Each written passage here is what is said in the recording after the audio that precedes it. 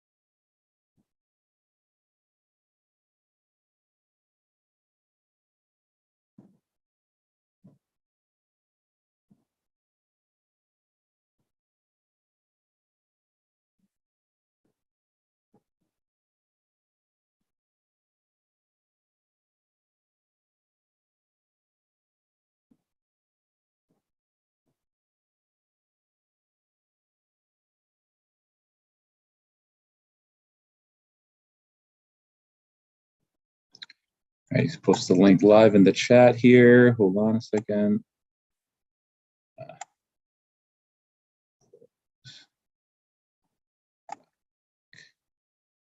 Here.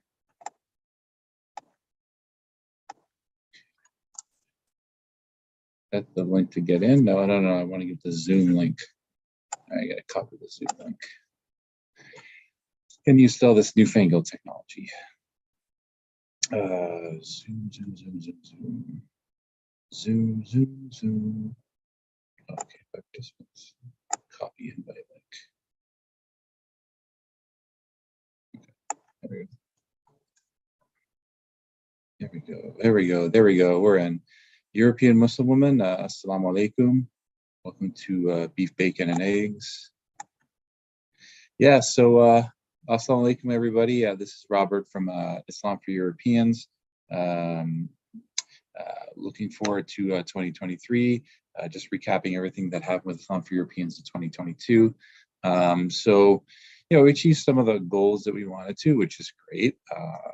We got more than 1,000 subscribers this year, which, alhamdulillah, which is awesome.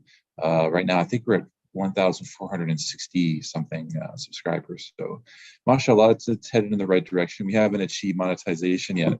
You'd have to get 4,000 watch hours for that. We're at around 2,200.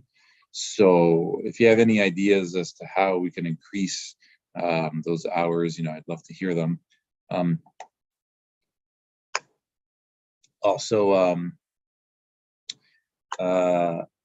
We started Beef, Bacon, and Eggs, of course. So we're doing weekly interviews Saturday mornings after Fajr while the whole world is asleep. So we had some great guests on. We had Abdullah Yusuf, whose new book, Blood of the Levant, is available now on Amazon. It's a great hard sci-fi Muslim novel. You should pick it up. We also interviewed Brother Nader from Islam by Touch, talking about Islam by Touch, which is an organization for Muslims who are visually impaired. So that's great that he came on, and we agreed on a lot of things. I also interviewed Ismail Kamdar, Sheikh Ismail Kamdar, South Africa, talking about his wonderful History of Islam course. We interviewed a Muslim from Azerbaijan, so that was really cool as well. It's a part of the world you don't really hear much about of right now. But yeah, it was great to hear his perspective. So beef, bacon, and eggs have been pretty successful. I'd say I want to continue doing it, inshallah, and have like a consistent interview thing. We also, alhamdulillah, we were able to actually produce some Islamic content because a lot of our, almost up until 2022, almost all of our content was exclusively, of a socio-political nature. Like we didn't really delve into, Islamic education, which was a shame. But Brother Yusuf did a great job doing the Islam 101 courses. So it was like a 6 video course on like the basics of Islam, which is great. At least people can learn about Islam while they're here. It should be an integral aspect of our organization, even though it's not the main aspect. I mean, a lot of the stuff we talk about is, it's a outside the box solutions. It's like about political, social nature that Muslim videos, other Muslim channels don't really talk about all that much. But still, we want to make sure that we're like at least providing some educational content for our viewers. I also started doing the weekly Islamic reminder on Sundays, which is great. I want to keep that going and have an Islamic reminder, as first and foremost for myself, to make sure, that we're always keeping in mind that we're doing this for the sake of Allah subhanahu wa ta'ala. We're not doing this for clout. We're not doing this to, show people up, that we're here, that we're all headed in the same direction. And that is that we're going to be judged on our deeds. And, like we constantly need Allah subhanahu wa ta'ala's direction, to keep us on the straight path in this life. And so I want to keep doing those things in 2023. I want to post at least 3 videos a week, 1 Islamic reminder, 1 interview for beef, bacon, and eggs, and one of my normal, 20 to 30 minute breakdowns of different socio-political topics in the Muslim community in the West. The more the better, because we're trying to achieve monetization. And we're trying to get more and more viewers and want to get the message out more. So any ideas that you may have, I mean, it'd be great to hear them. And another big announcement is that also in 2022 I did some interviews for other channels as well. I did my interview for Bilal on my dear friend, brother Bilal Harding, on the features, where I broke down the alt-right and Daniel Kikuju's involvement in it, and just the breakdown of that whole community, and the fallout of that, and that was pretty successful.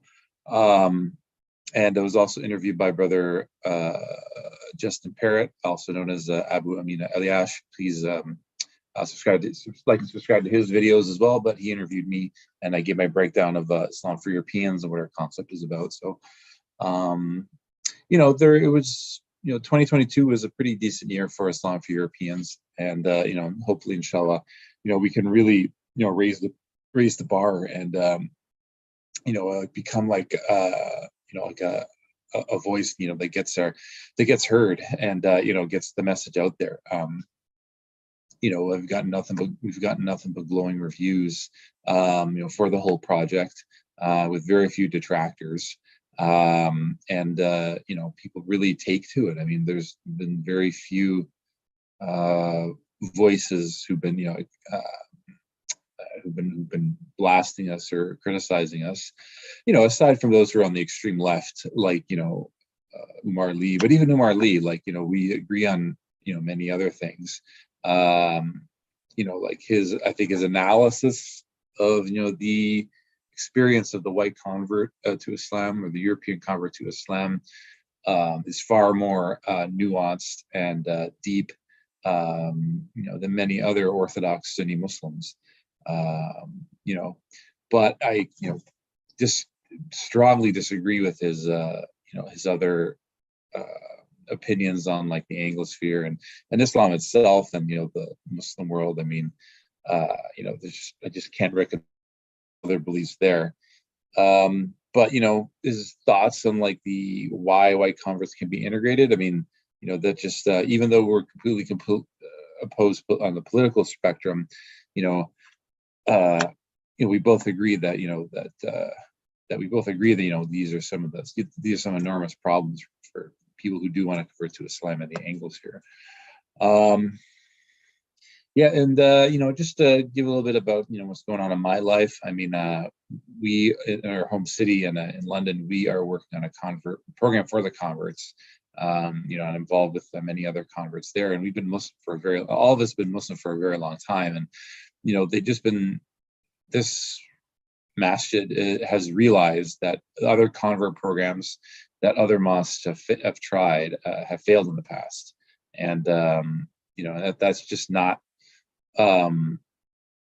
That's not an anomaly. That's what we see in every city in the West. I mean, so we're going to try something different and take this kind of like communitarian approach, which I think people will appreciate. We have Michael who wants to come on, so let's bring in Michael. Admit.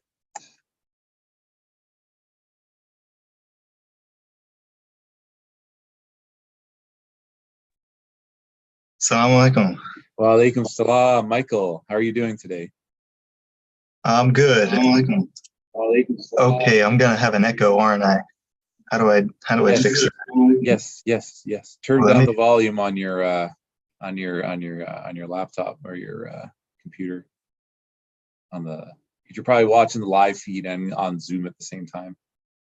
I think you eliminated the problem. I think you're good.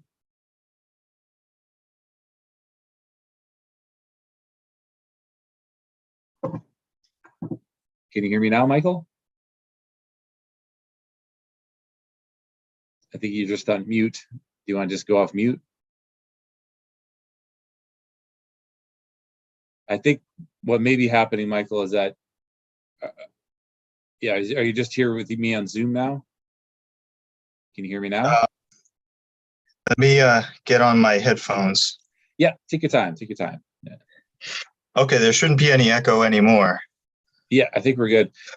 Is this Michael that I interviewed with Yusuf last month, or another Michael? Correct. Yeah. Okay, how's it going, Michael? Good? Good. Let's see. That's funny. How'd that happen? Yeah. It's funny background.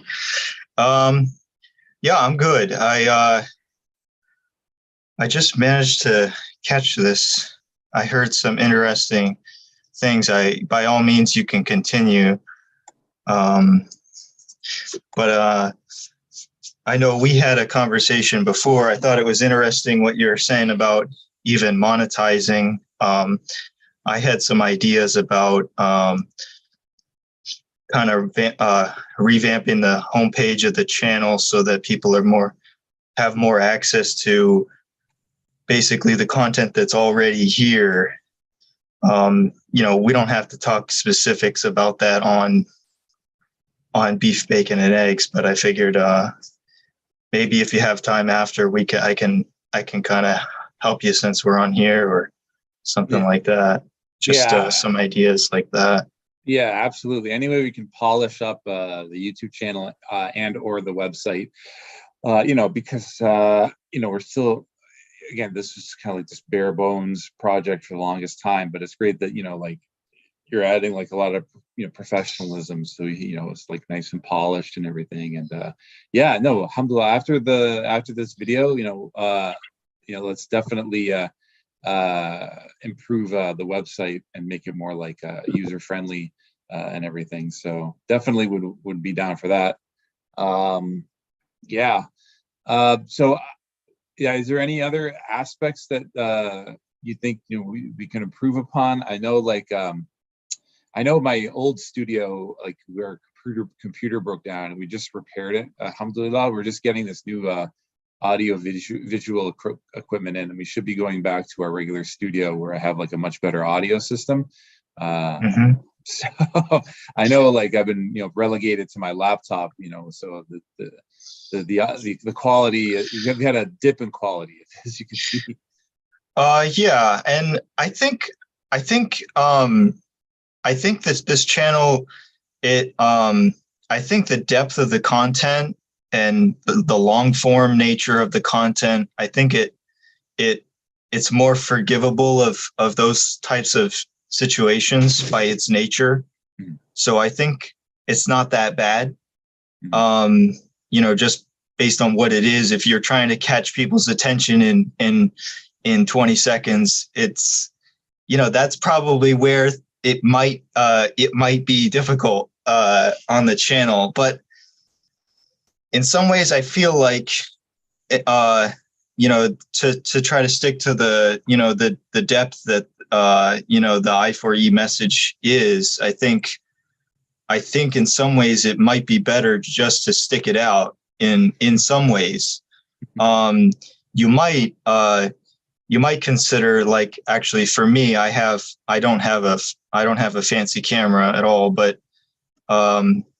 let's just consider I have this background I used for work once recently, but I have this is my background if I don't have that. So that's you can build your own. If ideal case, I think we want to try to include some visuals that try to explain what is what are we trying to say. And if you can have some things in the background that support that, I think that would be really good. And sometimes I understand you're working from personal spaces, but if you can have like an angle maybe that really supports some of the core elements of what I4E is, and then maybe it's even a virtual background that looks like a regular background, but just happens to be, a white wall, mm-hmm. in my case, mm-hmm. and a light switch. But,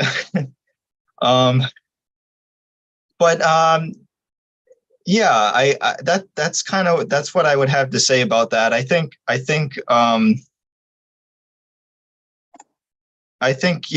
visuals are really important for a lot of things, but and it also helps. You can also try to use that to tell a story as well. So I think that's something to think about. No, the great idea. Yeah, I mean, I want to get the technology to be able to have like a background. Like, is it just like an app that you get on your computer, or? Oh, so well, like for me, I'm on Zoom and I can just say choose virtual background. Oh, okay. Oh, really? I'm on Zoom. I can see here. Choose virtual background. To do that right now. No, it gets even worse, right? This is going to be a comedy session. Let me yeah, I'll see what. Oh. There you go. Okay. All right. Well, there. Perfect way to increase subscribership. Yeah. All right. Okay. Let me work on those, man. I'm gonna play around with those options on Zoom, and yeah, a cool background. We give like the message without having to say anything. About really what we're about and what we're trying to accomplish. Like, I know even like the thumbnails that I put in, like they're kind of like abstract, and you have to kind of like figure out like, okay, what was the meaning of putting this thumbnail in there? So you have to watch the whole video to get the whole. Okay, why did he put a revolving door in this thumbnail? But yeah, I mean, I think you want to keep those kinds of elements, because I think in the long run you can have a channel that people subscribe to and view, but they don't really get very invested in it. Whereas we have something that people can be invested in a lot. So I think that you want to keep those types of those types of elements. I think those will help you also. And you do have a lot of those sort of like kind of like those types of long form content and other things. And but yeah, you can sprinkle in a little bit of pizzazz or sparkle, I guess, if there are ways to do that. And I wonder if anybody is watching here and has something on their mind. I see we have some viewers here. Yeah. Oh yeah, we have a European Muslim woman on the chat. Assalamu alaikum. Welcome to Islam for Europeans. The perceptual revolving door was spot on, sadly. Yeah, I know. It's really stark. But yeah, no, the long format, I mean, it can get, kind of winded after a while, and definitely want to add some more elements to it. I mean, I got to figure out how to. Well, that's why also, yeah, that's also why I think it would be important to allow some content to be recycled, and not even recycled, but almost referred to as references. And you may decide to slowly build up a new type of reference, for people to look at, look at this playlist, then look at this playlist. Yeah. And you actually do have a lot of content on your channel. You have a lot of unique ideas, frankly, that you really can't find anywhere else. So that itself is going to work a lot in the channel's favor. If people can access that and people know about it and are interested in it. Yeah, no, for sure. We have when I first started the channel, I think you're talking about the top 10 reasons why European Muslim sub-communities are needed. Yeah, but even your most recent video, I think, that can also, in some way, that can, that's almost like a reference material now. And, that's kind of what this channel's been building up. I think you don't want to keep rehashing the same thing and needing to explain yourself every new video. Right. But, it's good to always to kind of, you don't want to just, you might not want to, just make, a playlist and then not upload anything else anymore. It's not, so there's some kind of balance like that, I think. But, we can kind of, reassess our views, but, or not, maybe not necessarily, but, as new interpretations and new perspectives come along, it's good to, update everybody, I guess, on that. And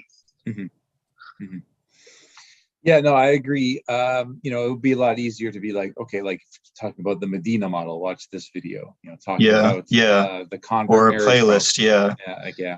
Like some tags, you can make a playlist out of all the videos. There were some conversations long while back. There are these interviews where it was all talking about the Medina model.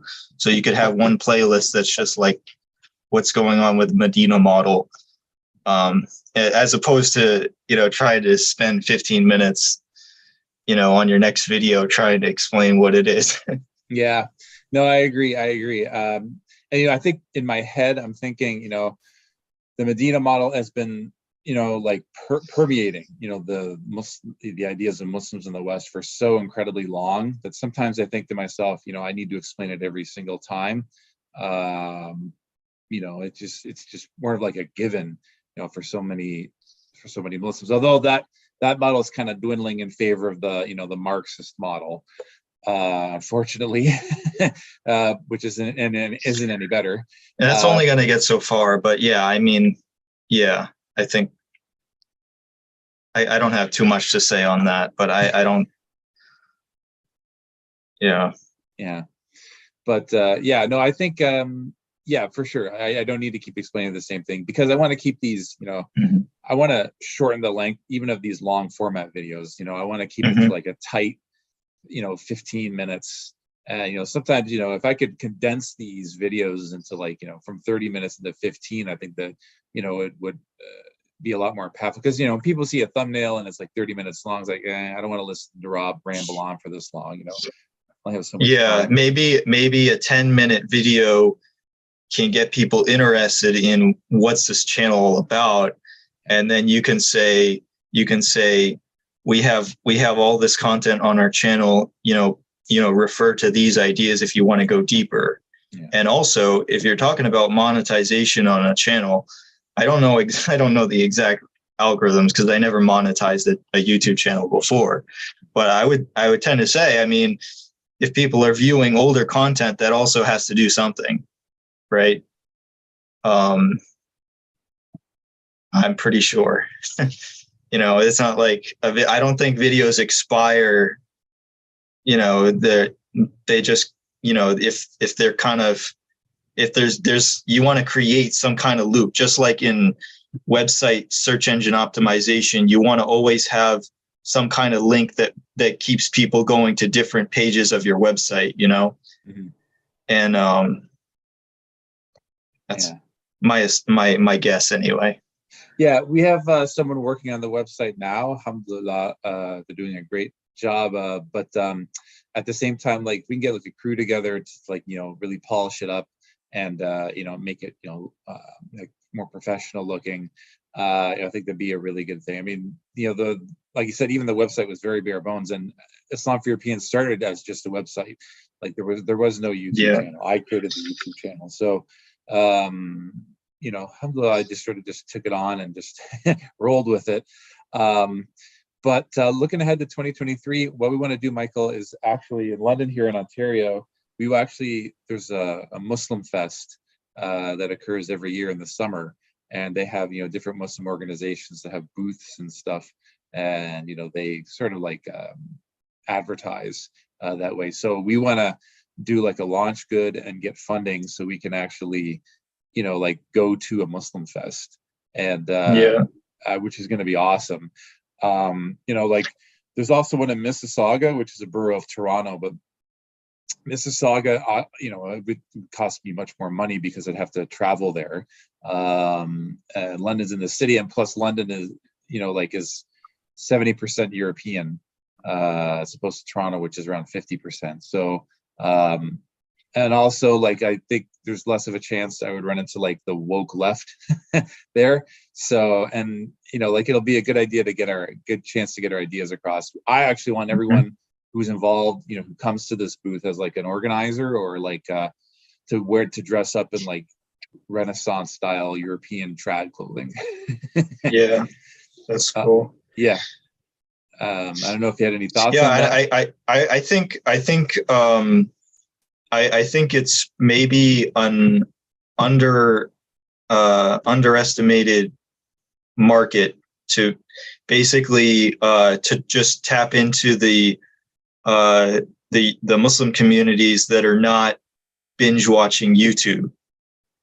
I think, and Twitter and other places. I think there is a deep reservoir. I found your blog. I found the website, which I found the website first, and then I found the YouTube channel, because I was like, every couple of months I had this thing in my mind, like what's the deal with like European Islam? Like I started getting interested in that a lot because I had started having similar questions about culture and had these ideas about I want to make like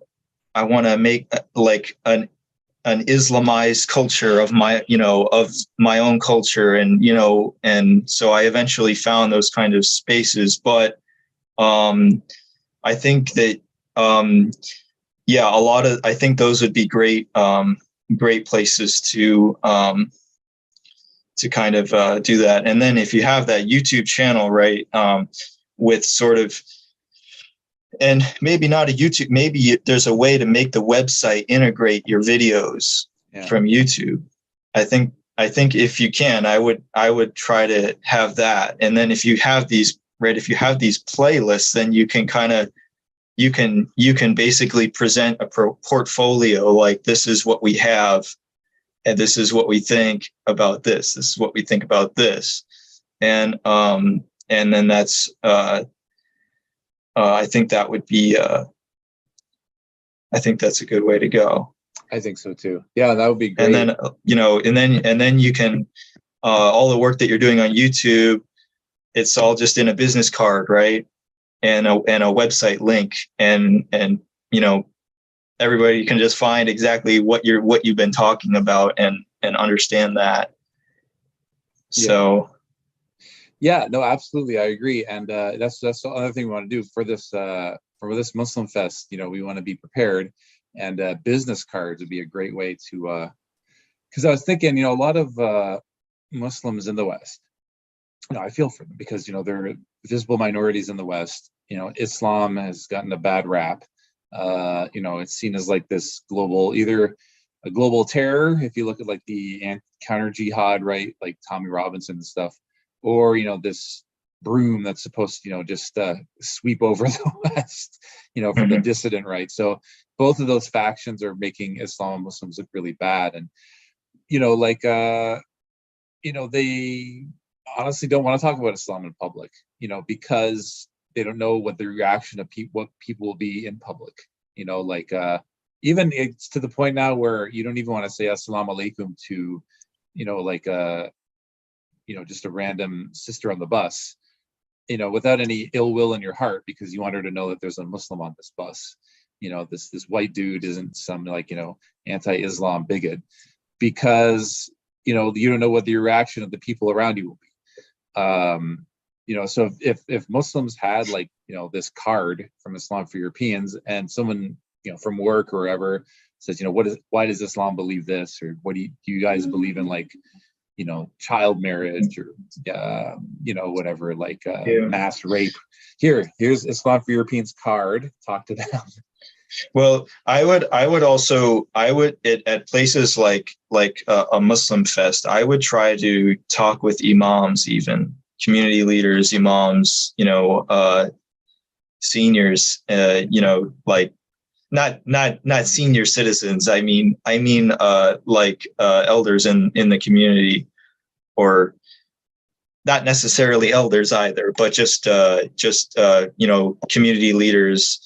If because those types of things might trickle down even in ways, that don't point to the actual organization, but would eventually support the cause as well. Yeah. Right. So if you can have dialogues with more imams that are probably not just on Twitter, maybe not on Twitter, maybe not on YouTube, but if you can catch some of those, and they'll say, oh, this is exactly what I've been waiting for you guys to do, then they can also, maybe they have some ideas that are interesting as well. Yeah, I think you're right. Now it depends on the imam, because from the imams that I've talked to, it's pretty much 50-50. You have some of them who are like, this is exactly what Converse needs to do from any background. You should collectivize, because your situation far better than we know your situation. And in London here, two of the imams are totally on board with what we're trying to do, which is great. Yeah. Other imams, they're completely opposed to it, because and I can understand where they're coming from. Because you're dividing the ummah, basically, is that. So, I mean, I don't know how much effort you really want to put into convincing people. I think probably a lot of people, including myself, I'll have an opinion, and I start putting that opinion into my, it starts drifting towards your Aqidah, subconsciously, that starts going into the Aqidah box, and it's like, oh no, I absolutely cannot accept something like that, and then, someone who's trying to argue against that is, not, I better not listen to him. But yeah, it might just be a lost cause to try to debate imams. Right. Right, exactly. I mean, that's a discussion for imams themselves. I mean, like I said, many imams are on our side, So I mean, I think you work with those imams, and you give them the resources, and they have a lot of power, in their community as well. They give the khutbah on Fridays, they can refer other people who are interested in Islam and converts to us. And it may just, I think it could also give them some ideas on how to handle converts also. I think that's going to be something that that's going to be one thing that we can also talk to them about, because a lot of them are probably just like in your last video, they're probably like they don't know what to do with a lot of converts probably, and they ask too many questions, and you don't see them anymore after some time. Yeah, I mean, I feel bad for these imams, because they want to help desperately. They want to see Islam grow organically in the Anglosphere, but that hasn't been happening. Like I would even argue that I see far fewer converts in 2022 than I did, when I first converted in 2003. No one ever stops to think why this is happening. I think it's because, a lot of these social media influencers, they see people take their shahada and they say, oh, okay, Islam is going great. The dawah is spreading.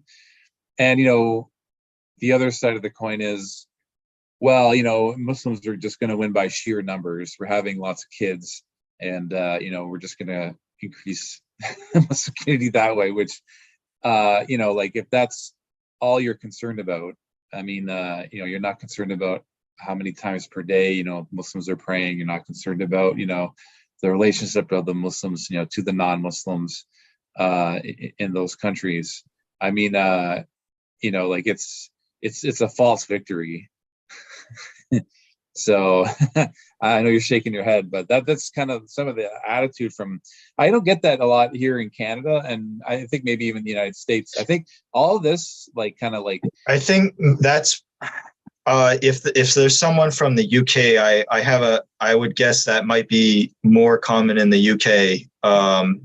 But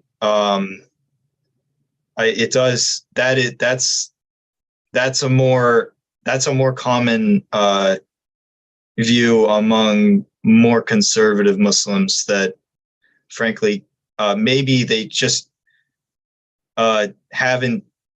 don't have the tools, or they don't have the experience to actually engage with the majority of the country that they're living in, and they adopt some kind of opinion like that. And personally, I think that's pretty bad.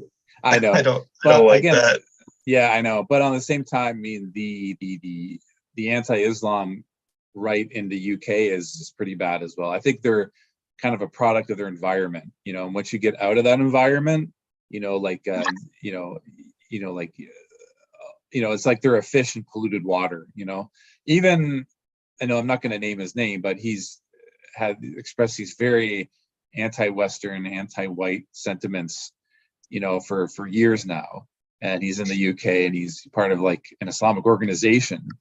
And, I saw him in an interview, like he just went out into the Anglosphere, and that it was a European football club. I think it was like in like northeastern UK or something. Saudi Arabia, funded this football club from going bankrupt, and they put all this money into this European football club, and now all the fans of that football club, they're all white British, and they all dress in like Saudi garb when they go to like the games, right? So this guy actually interviewed them, and it was almost like all the anger and resentment, it was just, you didn't even see that from him. Like he was just shocked to see like white British people dressed in like Arab clothing and be like, yeah, I don't have a problem with Muslims.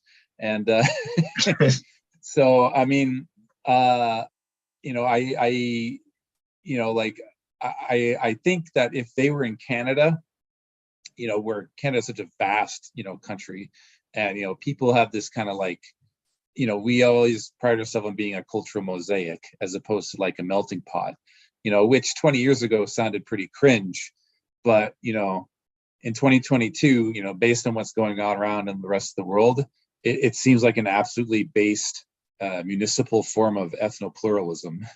And I think that's why, you know, you don't see the same type of racial strife in Canada as opposed to like countries in Europe proper.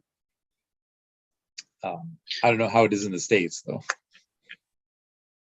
I don't have too much to comment really on that. I mean,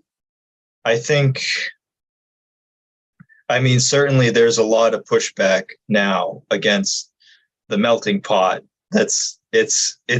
I'm not even sure if it's really, I mean, I remember I have a feeling like it was still there when I was in elementary school and they had to sing the song about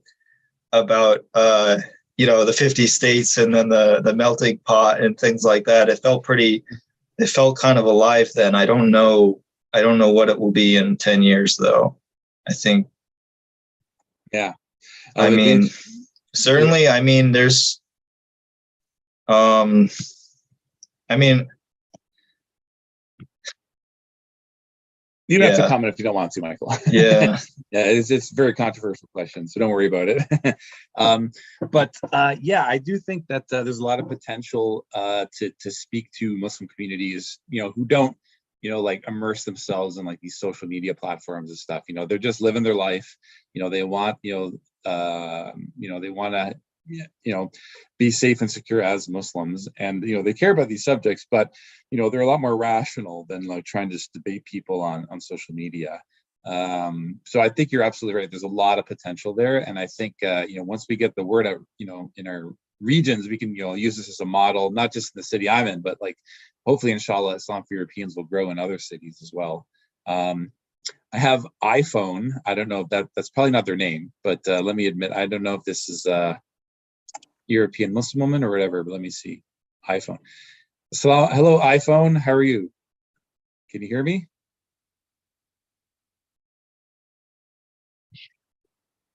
Hello? Assalamu alaikum. Can you hear me?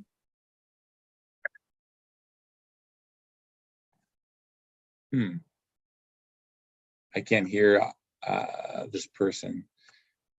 Just if you're in the chat, whoever this is, please leave a message on the chat. Hopefully we can figure out what's going on here. Hopefully not a griefer. Yeah, I'm gonna have to try again, iPhone, or try to get on a laptop or a computer, because unfortunately I can't hear you.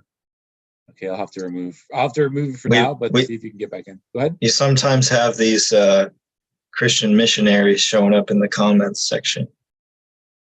Okay, you know what I'm saying? Yeah, I don't want to report. Don't report. I just remove.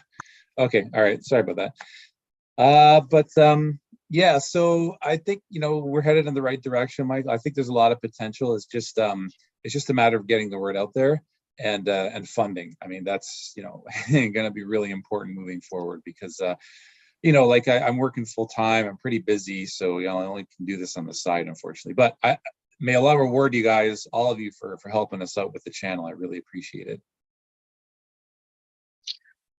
Yeah, I mean, that's good. It's fine. Yeah.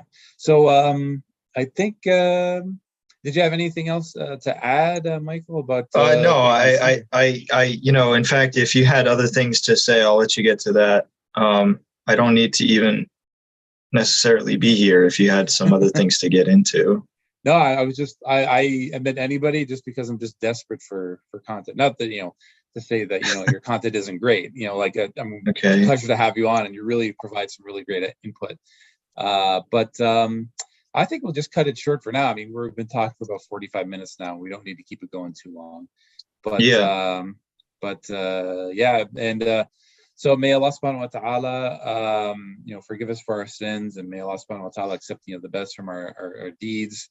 May Allah give us a fruitful coming year, and hopefully, may Allah keep us all on the straight path, and make this endeavor helpful, and may Allah aid and provide for all of the Muslims, and guide our families and friends to Islam. Okay. So yeah, that's it. I guess we'll stop it for now. This has been Robert from Beef, Bacon, and Eggs, the last Beef, Bacon, and Eggs of 2022. Please like and subscribe to Islam for Europeans, and thank you again to my guest Michael. Yeah, I guess we'll just sign off then. Assalamu alaikum. Assalamu alaikum.